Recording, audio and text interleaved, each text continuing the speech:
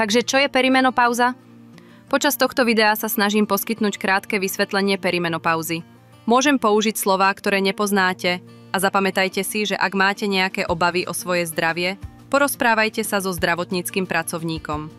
Perimenopauz je prechodná fáza a je to vtedy, keď začnete vidieť niektoré z prvých príznakov menopauzy. Počas niekoľkých mesiacov alebo rokov budete mať menej menštruácií, kým prestanú. Môžu byť menej pravidelné, alebo môžu byť ťažšie alebo ľahšie. U niektorých žien môžu náhle prestať.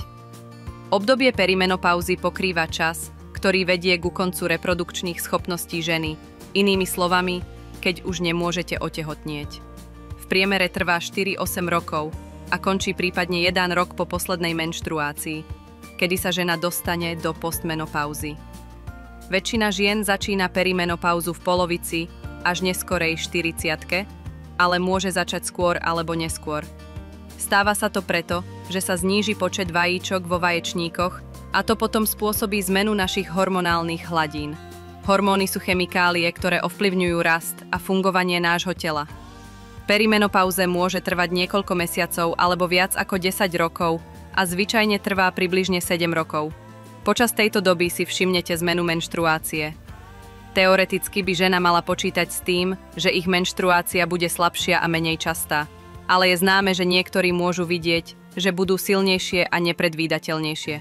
Ak zistíte, že menštruácia je silnejšia alebo nepredvídateľná, navštívte svojho lekára. Mnoho žien si v skutočnosti neuvedomuje, že sú v perimenopauze, pretože príznaky môžu byť postupné a pomaly sa objavovať skôr, ako si ich všimnete. Príznaky sa môžu meniť aj týždenne a denne, takže môže byť ťažké identifikovať, aké príznaky sú spôsobené životom, inými zdravotnými problémami alebo perimenopauzou.